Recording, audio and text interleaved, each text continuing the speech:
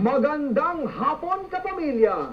Ako si Jasper Acosta, nagbabalita at naglilingkod sa inyo saan man sa Central Mindanao. Sabay po tayong napapakinggan sa MOR 95.1 sa dial ng inyong mga FM radio. At narito mga nagbabagang balita sa TV Patrol.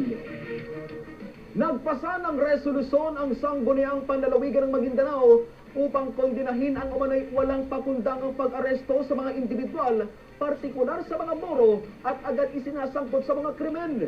Sa record ng Commission on Human Rights, nangunguna ang PNP sa mga law enforcement unit na may pinakamaraming kaso ng paglabag sa karapatang pantao. Exclusive nagpapatrol, Lirio Bompa. Sa Sangguniang Panlalawigan ng Maguindanao ang grupo ng Mindanao Human Rights Action Center. Kasama ng mga ito ang ilan sa mga kaanak ng mga umano'y biktima ng paglabag sa karapatang pantao. Kaugnay nito, nagpasa ng resolusyon ng SP Maguindanao. Unang-una sa lahat, they were asking for kung policy ang hihingi nila sa atin, it should be a long-term study, but if it's a condemnation of the illegal acts or arrest done to our citizens, especially in Maguindanao, then that's the resolution that they will be given, and that's what we have recently just passed. Yes.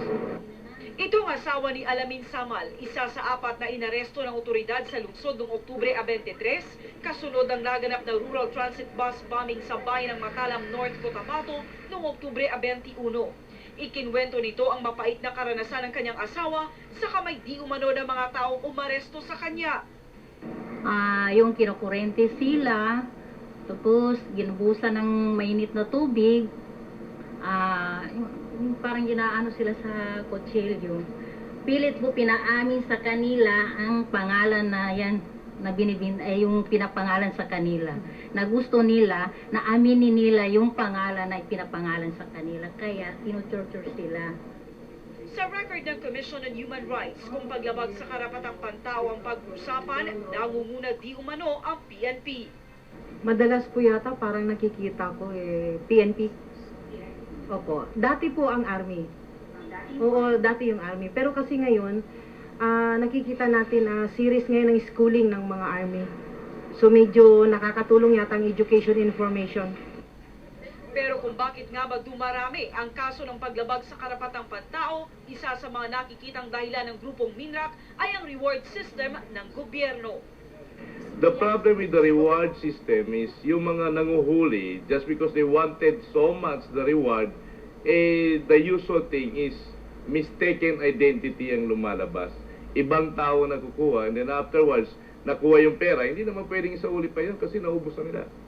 So what will happen? How could it be liquidated by the government, di ba? So meron tama yung sinabi nyo na maybe it will lead to corruption.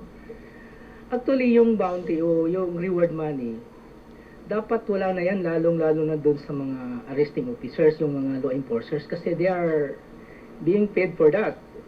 That their job.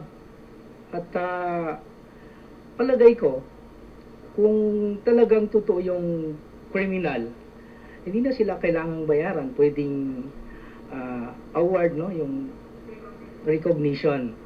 So I think that malilis yung pag-aresto na hindi naman totoong criminal yung inaresto dahil nga doon sa bounty. Sa mga nakakaranas ng paglabag sa karapatang pantao at sa mga gustong lumantad at humingi ng tulong, ito ang panawagan ng MINRAC. Huwag po kayo matakot. Kasi po maraming tao, maraming grupo, maraming institusyon na pwedeng tumulong sa atin na manindigan para sa karapatan ng mga nabibiktima.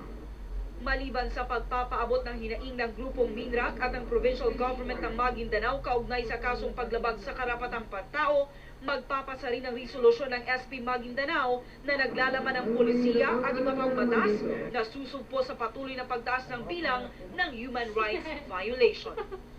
Lirio Bompad, Patrol ng Pilipino sa Central Mindanao. Mas pinaigting umano ng Armed Forces of the Philippines ang programa hinggil sa pagbibigay galang at proteksyon sa karapatang pantao. Ayon sa isang opisyal ng 6ID, wala pa raw naitalang paglabag sa karapatang pantao ang mga sundalo ng 6th Division. Nagpapatrol, Arts and Rangan.